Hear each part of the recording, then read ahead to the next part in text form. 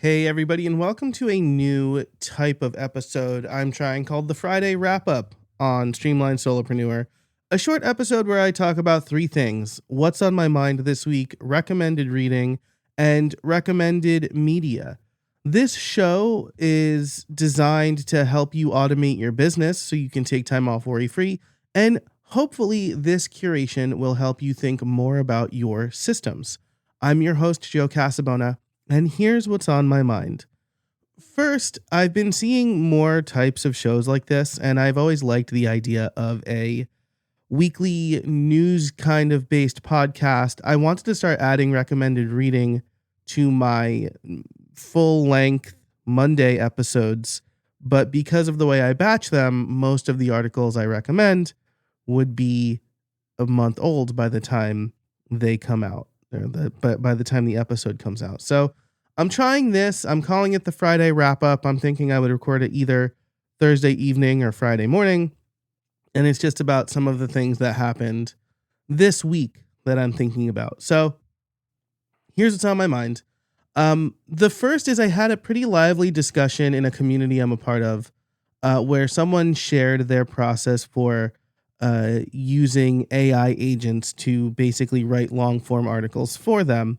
And the process is, they train this skill or project or agent or whatever in Claude, and it comes up with ideas, and then the person approves the ideas or provides feedback on the ideas, and anything that he approves, the large language model will write the first draft, and then the person will provide feedback, and the large language model will rewrite the first draft based on the feedback. And from what this person says, they'll go back and forth. It's based on voice notes, and then the large language model will publish the article.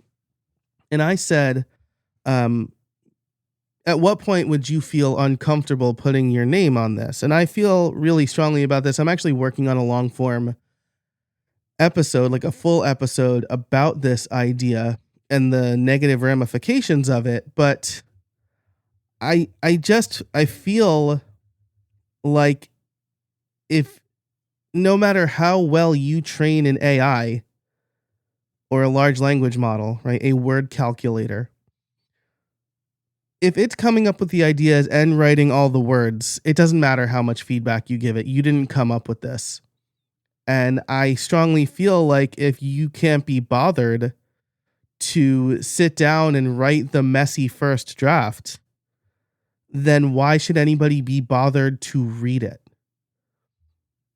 It's a hill I'm willing to die on, I realized this week. And that's the biggest thing that's on my mind. It's dominated the last couple of days of my thinking, because I fear that we're going to see more of this. And there are people who will say, well, I trained it to sound like me. And like, that's cool, but Jay Moore does a great impression of Christopher Walken. That doesn't make Jay Moore Christopher Walken. And nobody would hire Jay Moore for a role that they want Christopher Walken for. Or they'll say, well, Claude is a better writer than me anyway. And okay, I'm going to guess that's not true. But also, you don't get better at something by not doing it. And so, like, what you're really saying in that instance is, I don't care about getting better at writing. I just care about producing content. So I'll have more on this in a future long form episode. But that's, if you're wondering, if you listen to that and you're like, where did this come from? The nexus was from this week. Now, the second thing on my mind is I did upgrade to Claude MAX over the last week. And so I've spent about a week using it. And I use it for computer-based problems. I use it to crunch data or review things I've written to see if it adheres to this criteria that I've set up for what I'm writing. I used it for podcast SEO for this show. And the way I did that was I took Courtney Elmer's framework. I had it do deep research, a very specific prompt, and then I reviewed the 20 shows that it surfaced for me to make sure it was good, and I told it to throw out ones that were not good, find other ones. And then I uploaded 2 different sets of analytics for my show, one from my host and one from a third party. And I basically said, crunch this data and give me your observations. And I also reviewed the data and made some observations. And it did an incredible job at that. And so now I have these 10 keywords. I wrote the description and a bunch of other stuff. And then I asked the AI, like, hey, is this using the keywords without like stuffing them? And now I'll give it copy and I'll say like, hey, are there enough keywords here? Does it sound natural? Never make it sound unnatural. But the important part here is that I'm using it to analyze things I'm doing. I'm not having it do the things for me. But what's really impressive to me about Claude MAX is obviously the co-work side of things. I've had it do a bunch of stuff like create skills. My son plays soccer, and the calendar that they provide is not adjusted for time zone or daylight savings time, which is insane. So I had Claude update the calendar to include time zone and daylight savings time so that I have the accurate times on my calendar without having to go and look in the portal. Something I did this morning was the exact prompt. Oh, I can't. I did this on my other machine. But it was basically, I want you to find the Yankees schedule, create a calendar for me, a separate calendar that I can subscribe to, and then grab all the weekday afternoon games and put them on my main calendar so that people don't book meetings with me during game time. And it hit a little like sandbox snafu that I had to fix, but it did it flawlessly. And again, I checked it. I looked at the Yankee schedule. I downloaded I downloaded a spreadsheet of all the Yankee games, and I filtered by day and time, and it did it flawlessly.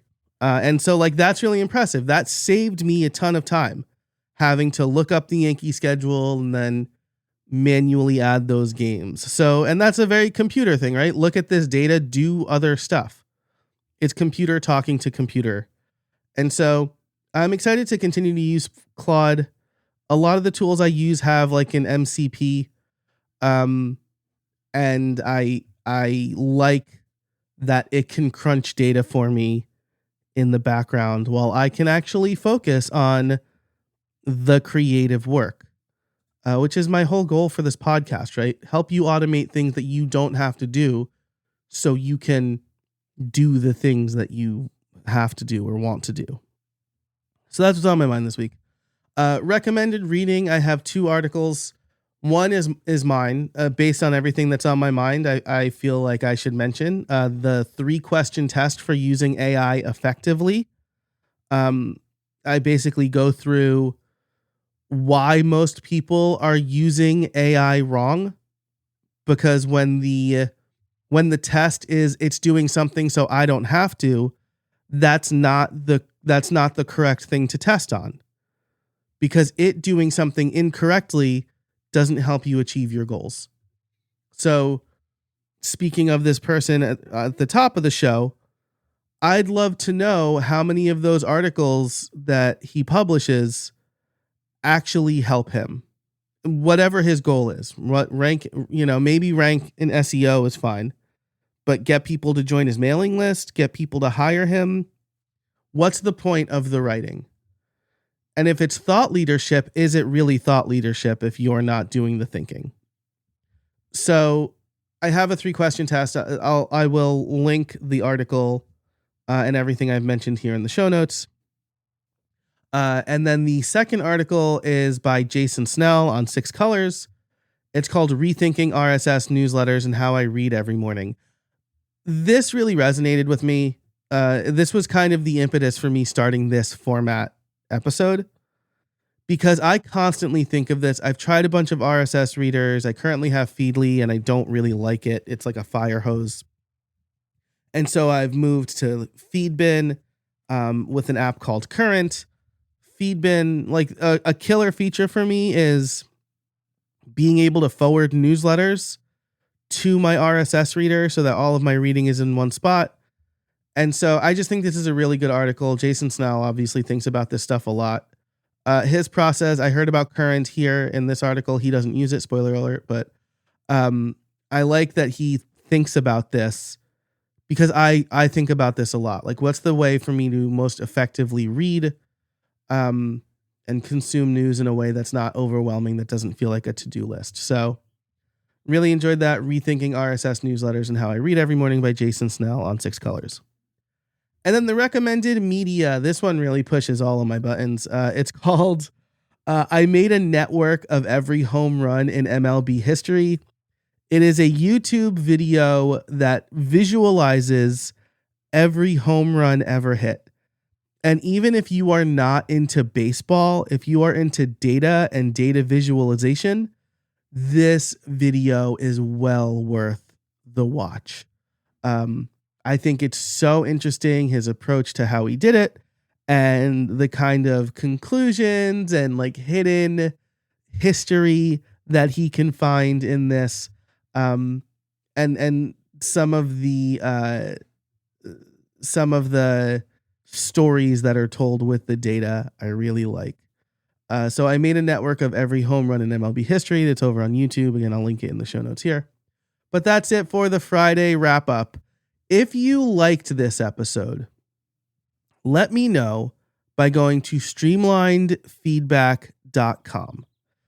Because ultimately, the thing that will motivate me to keep doing these is if people are actually interested in them. And if you want to learn how to create time and space so you can actually focus on the work that matters, that is the main thing I do. It's the main thing I talk about on this show. You should check out the Solopreneur Sweep. It's my process for understanding how you work. And you can get that over at streamlined.fm/sweep. But that's it for the Friday wrap up. Thanks so much for listening. And until next time, I hope you find some space in your weekend.